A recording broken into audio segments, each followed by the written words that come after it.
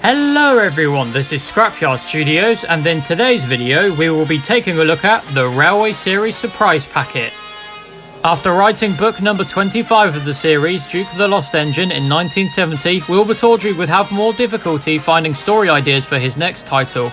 In 1971, he had no luck, and instead of a new book, he would produce the Surprise Packet. Being first released in 1971 means this item was one of the first pieces of merchandise for the brand, not to mention this was 13 years before the TV series was even made. The packaging has a lovely vintage feel to it, being made to look like a railwayman's satchel with a very nice Sodor Rail emblem and a printed label reading the Reverend W. Awdry's Railway Series.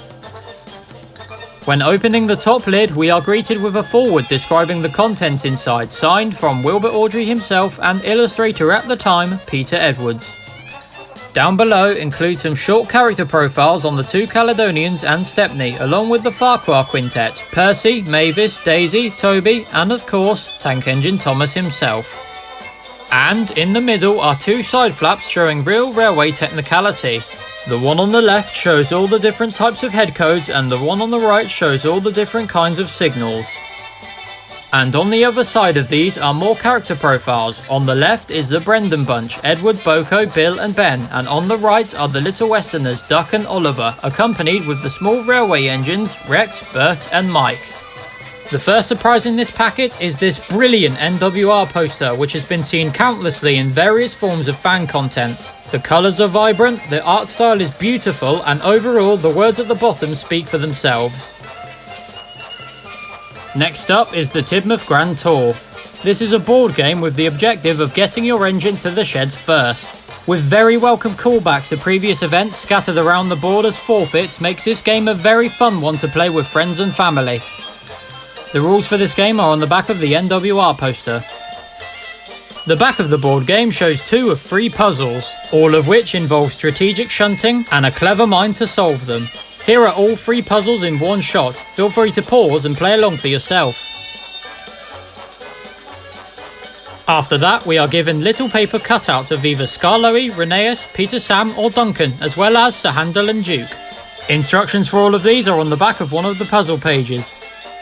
Next is 3 diagrams showing how a steam engine works. Number 1 shows all the general parts of the loco, and numbers 2 and 3 show how steam is produced from the cylinders.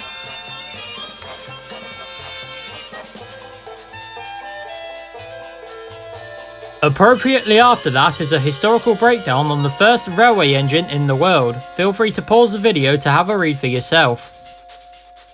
On the back of this illustration is another diagram. This time it's a POV on how to drive James, with labels on every gauge, injector and all the necessary cab controls you need to know for your journey.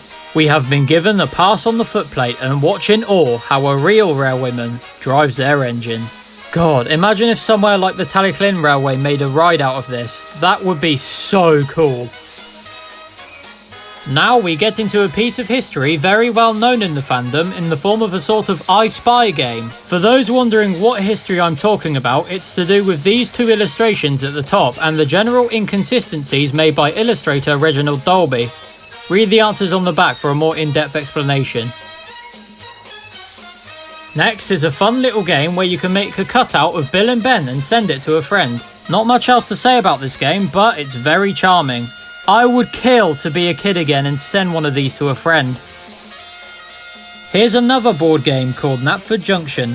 This has a similar objective to Tidmouth Grand Tour, but this time, instead of getting to the shed first, the objective is getting your train to your destination first.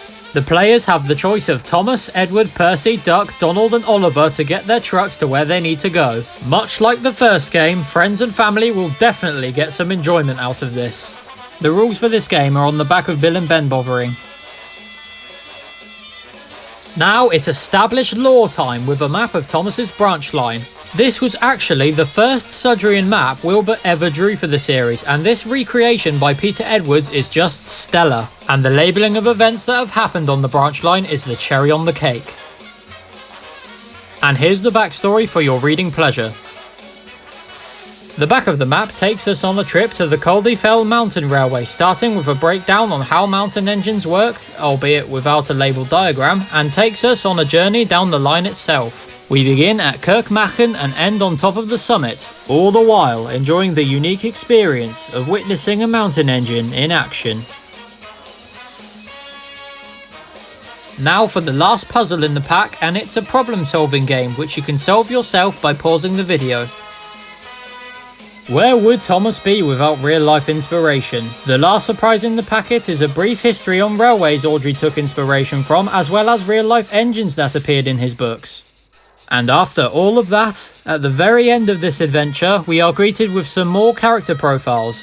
This time on the 6 Scarlari Railway engines, 2 of the mountain engines, Coldy and Patrick, the 4 mainline engines, Henry, Gordon, James, Bear, and finally, a list of all 26 books written by Wilbert.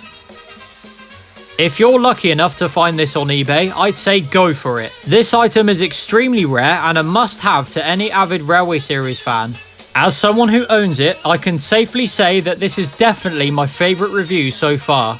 I will be giving the Railway Series Surprise Packet a 10 out of 10. I would honestly go higher. You've been watching Scrapyard Studios and I will see you soon.